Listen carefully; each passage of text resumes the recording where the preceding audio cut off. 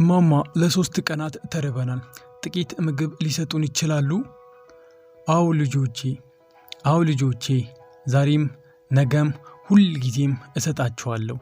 በጎዳና ላይ ምግብ የምትሸጥ አንዲት ሴት በየቀኑ 3 ወላጅ አልባ ሕፃናትን ትመግብ ነበር። ከ25 ዓመታት በኋላ በዚያው ምግብ ቤት ፊት ለፊት 3 የቅንጦት መኪናዎች መጥተው ቆሙ።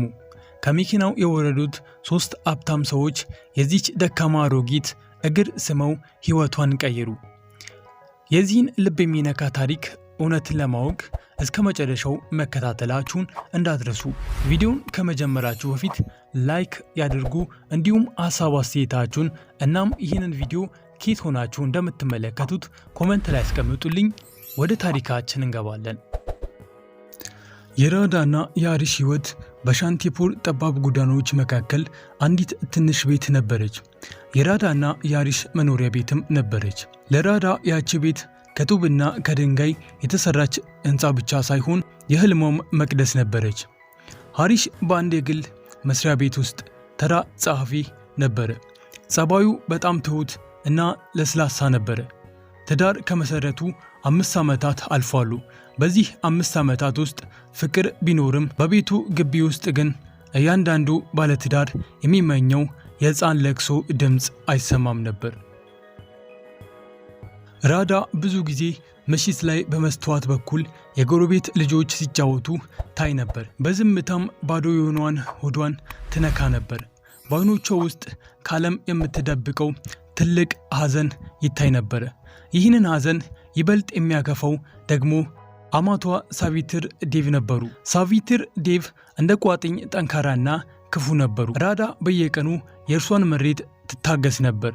አንድ ቀን ጠዋት ራዳ ግቢዋን ስትጠርግ ሳቪትር ዴቭ እንዲህ በማለት ተሳለቁባት። 5 ዓመት ሞላሽ ራዳ። አሪሽ የቤተሰባችን ዘር የምትተካ ሌላ ሴት አግብቶ ቢኖር ኖሮ ዛሬ በእነዚህ አይኖቼ የልጅ ልጆች ፊት ለፊት አያቸው ነበር። አንቺ ግን ተስፋችን ብቻ የምታጨልሚ ድንጋይ ምስል ሆንሽብን። ዳጅ መድረጊያውን ለቀቀ። አይኖቿ በእንባ ረጠቡ፣ ግን ምንም ምላሽ አልሰጠችም ነበር። ዝም ብላ ወደ ቤት ውስጥ ገብታ ለቅሶዋን በልብሷ ሸፈነችው። አሪሽም የባለቤቱን ዝምታ ስቃይ ይረዳ ነበር። አንድ ምሽት የራዳን እጅ ይዞ በለስላሳ ድምፁ እንዲህ አላት። ራዳ፣ ከዚህ ከማያልፍ አካባቢ ራቅ ወዳለው ቦታ ልወስድሽ እፈልጋለሁ እና ጥቂት ቀናትን በመሊና ተራሮች ላይ እናሳልፋለን። እዚያው ያለው ሰላም ቁስልሽን ሊያክምልሽ ይችላል። ራዳም እምቢ ለማለት ሞከረች፣ ግን በአሪሽ አይን ውስጥ ያለውን ፍቅር አይታ አልተቃወመችውም። በመናሊ ቅዝቃዜና ተራሮች መካከል ያሳለፏቸው 10 ቀናት እንደ አስማት ነበሩ። እዚያው በአንድ አሮጌ የሺባ ቤተ መቅደስ ደረጃዎች ላይ አንድ ተራራማ ባባ መንፈሳዊ አባት አገኟቸው። ባባው በነጭ ጺማቸውና በረጋ አይናቸው የራዳን ልብ ያነበቡ ይመስላሉ። የራዳን ችግር ካወቁ በኋላ አንዳንድ ተራራማ መድኃኒቶችን ሰጥቷት ራሷን እየዳሰሱ እንዲህ በማለት መረቋት። ታግሺ ልጄ፣ ተፈጥሮ የማንንም እጅ ባዶ አታስቀርም። ከእንግዲህ እጅንሽ ባዶ አይሆንም። ይህ የመለኮት ምልክት ነው። እነዚህ ቃላት በራዳ በደረቀው ልብ ውስጥ አዲስ የተስፋ ጭላንጭል ፈጠሩ።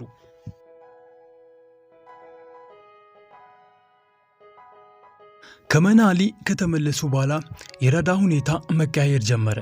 ቶሎ ይደክማትና ጠዋት ማቅለሽለሽ ይሰማት ጀመረ። አንድ ቀን ከሰዓት ቤት ስታጸዳ በድንገት ራሷን አዙራት መሬት ላይ ወደቀች። ስትነቃም ራሷን በአሪሽ እቅፍ ውስጥ አገኘች። አሪሽ በጣም ተጨንቆ ነበር። ውሃ እያጠጣት ራዳ ደህና ነሽ? አሁን ወደ ሐኪም እወስድሻለሁ አላት። በዚያውም ቅጽበት የአሪሽ ስልክ ጮኸ። ከመስሪያ ቤቱም ነበር። በአንድ ትልቅ ፕሮጀክት ላይ ችግር ስለተፈጠረ በአስቸኳይ መድረስ ነበረበት። አሪሽ ተገዶ የራዳን ግንባር እየሳመ ራዳ፣ ወደ መስሪያ ቤት መሄድ አለብኝ። አንቺ በታክሲ ወደ ቅርብ ክሊኒክ ሂጂ፣ እኔ በቀጥታ ከዚያ ለመድረስ እሞክራለሁ። ራስሽን ጠብቂ ውዴ አላት። ራዳም ብቻዋን ክሊኒክ ሄደች። ሐኪሙም ምርመራ ካደረገ በኋላ ፋይሉን ወደ ራዳ እያቀረበ ፈገግ ብሎ እንዲህ አላት። እንኳን ደስ አለሽ ራዳ፣ እናት ልትሆኚ ነው አላት። ራዳ ዓለም የቆመች መሰላት። የደስታ እንባ ከዓይኖቿ ይፈስ ጀመረ። የተንቀጠቀጠች ወዲያውኑ ለሐሪሽ ደወለች። ሐሪሽ በዚያ ሰዓት መኪናውን በከፍተኛ ፍጥነት ሃይዌይ ላይ እየነዳ ነበር። ስልኩን ሲያነሳ ራዳ ደስታ እና ለቅሶ። ሐሪሽ ስማ፣ ወላጆች ልንሆን ነው። የባባ ምርቃት እውነት ነው። ወደ ቤታችን አዲስ እንግዳ ልመጣ ነው አለችው። ሐሪሽም ይህንን ሲሰማ ደስታው ወሰን አጣ። በመኪናው ስትሪንግ ላይ እጁን እየመታ እውነት ነው ራዳ፣ እኔ በዓለም ላይ በጣም እድለኛ ሰው ነኝ። አሁኑኑ ወደ ክሊኒኩ እየመጣው ነው። አዲሱን ሕይወታችን አብረን እናከብራለን እያለ ሲናገር ንግግሩ በድንገት ተቋረጠ። ሌላኛው የስልክ ጫፉ ላይ ራዳ ከፍተኛ ጩኸት እና የብረት ግጭት ድምፅ ሰማች። ሐሪሽ ብላ ጮኸች። ግን እዚያ የነበረው የሚያስፈራ ዝምታ ብቻ ነበር። ከዚህም በኋላ ራዳ ከክሊኒኩ ወጥታ በድንጋጤ በመንገድ ላይ ትሮጥ ጀመር። ደጋግማ ደወለች፣ ግን ስልኩ አይነሳም። በድንገት ከማይታወቅ ቁጥር ስልክ ተደወለ። አንድ የፖሊስ መኮንን በከባድ ድምፅ የሐሪሽ ሚስት ነሽ አላት። ሃይዋን ላይ አሰቃቂ አደጋ ደርሷል። የባለቤትሽ መኪና ቁጥጥር ከተፋበት ትልቅ መኪና ጋር ተጋጭቷል። ሐሪሽ በዚህ ዓለም የለም አላት። የራዳ ስልክና የእርግዝና ምርመራ ወረቀት ከመሬት ላይ ወደቀ። በረጅሙ የቆየችው የልጅ ናፍቆትና የሕይወቷ ተስፋ በአንድ ቅጽበት አመድ። የሐሪሽ ሞት ለራዳ የዜና ወሬ ብቻ ሳይሆን የህልውናዋ መጨረሻ ነበር። ከጥቂት ሰዓታት በፊት በደስታ የፈነጠዘችው የሆስፒታሉ ኮሪደር አሁን እንደ መቃብር ቀዘቀዘ። በአንድ አልጋ ላይ እንደ በድን ተኝታ ነበር። በዚያው ሰዓት ሐኪሙ ገብቶ ባዘኔታ ራዳ ራስሽን አትኚ፣ በደረሰብሽ ከፍተኛ የአእምሮ ድንጋጤና የደም መፍሰስ ምክንያት ጽንሱን ማዳን አልቻልንም፣ ውርጃ ደርሶብሻል አላት። ይህንን ስትሰማ ራዳ አልጮኸችም፣ ዝም ብላ በእንባ ተዘፈቀች። በአንድ ቀን ውስጥ እጣ ፈንታ ሁሉንም ነገር ቀማች። አሁንም በዚህ ስቃይ ውስጥ እያለች አማቷ ሳቪትር ዴቭ የነጭ ልብስ ለብሰው ወደ ክሊኒኩ ገቡ።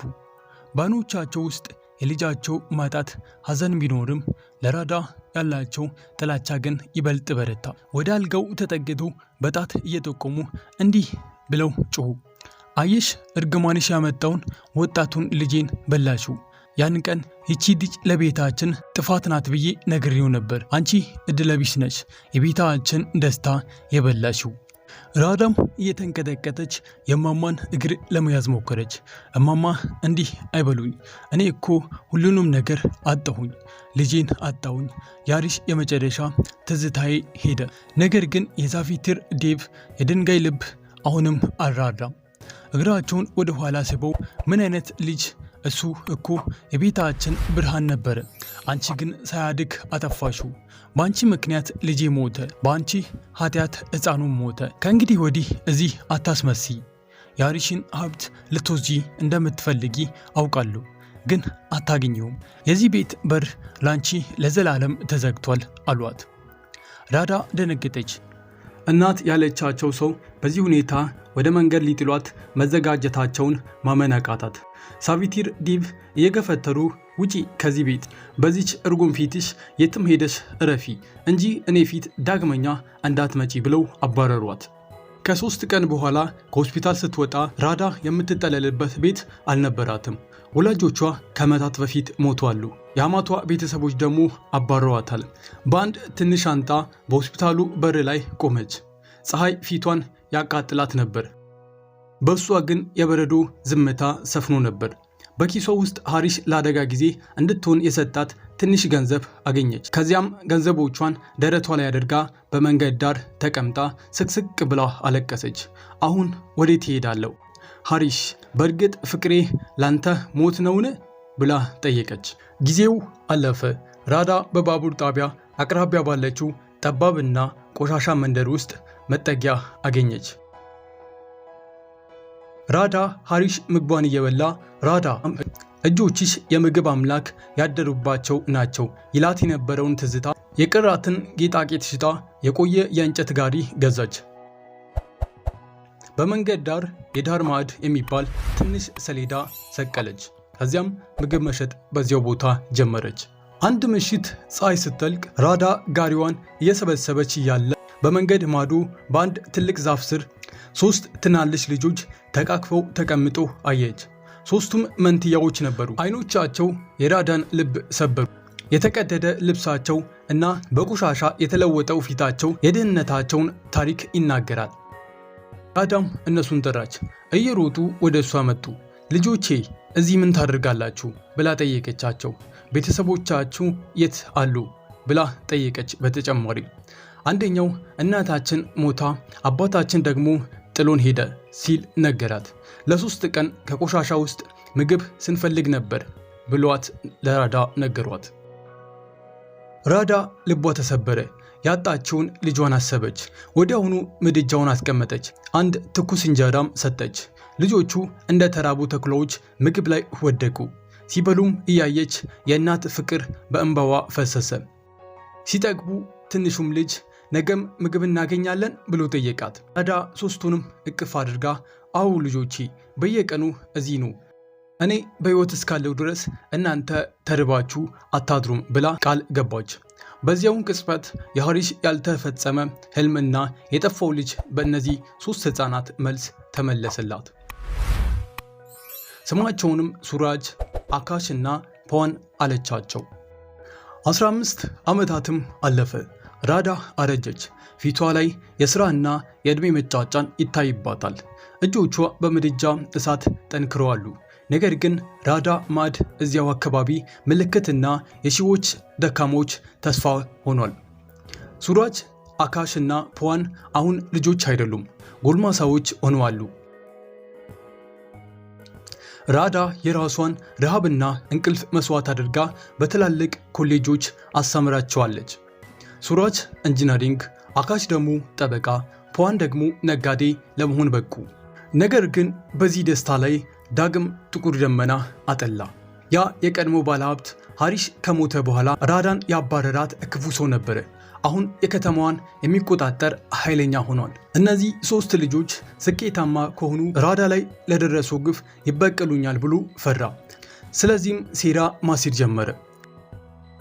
አንድ ቀን ራዳ ጋሪዋ ላይ ምግብ ስታበስል ባለቤቱ የላካቸው ወንበዴዎች መጥቶ ጋሪውን ገለበጡት። አንቺ አሮጊት፣ ይህ መሬት ለትላልቅ ህንፃ ተገዝቷል፣ ውጪ ከዚህ ብለው ንብረቷን በትነው መሬት ላይ ጣሏት። በዚያው ምሽት ራዳ ታመመች። በታመመችበትም ሰዓት ባለሀብቱ ልጆቹን አግኝቶ እንዲህ አላቸው። እናንተ መልአክ የምትሏት ሴት በእውነቱ የወላጆቻቸውን ነፍስ ገዳይ ናት። እሷ እና ባለቤቷ ሐሪሽ ናቸው ወላጆቻቸውን የገደሉት። ያሳደጋቸውም ኃጢአቷን ለመሸፈንና የእናንተን ገንዘብ ለመብላት ነው ብሎ የሐሰት ማስረጃ አሳያቸው። ልጆቹ ዓለምን ስለማያውቁ እውነት መሰላቸው። ፍቅራቸው ወደ ጥላቻ በቀላሉ ተቀየረ። በዚያው ምሽት በንዴት ወደ ራዳ ጎጆ መጡ። ራዳ የታመመችበት ብትሆንም ልጆቿ ሲመጡ በፈገግታ ልጆቼ መጣችሁ? እናታችሁ ክትፎ ሰርታላችሁ ነበር አለቻቸው። ሱራጅ በንዴት የምግቡን ሳህን ረገጠው። በቃሽ፣ ምን ያህል አታላይ እንደሆንሽ ኃጢአትሽን ለመሸፈን ነው የተጠቀምሽብን አላት። ራዳ ደነገጠች። በደሟና በላቧ ያሳደገቻቸው ልጆች እንደመሆኑ ማመን አቃታት።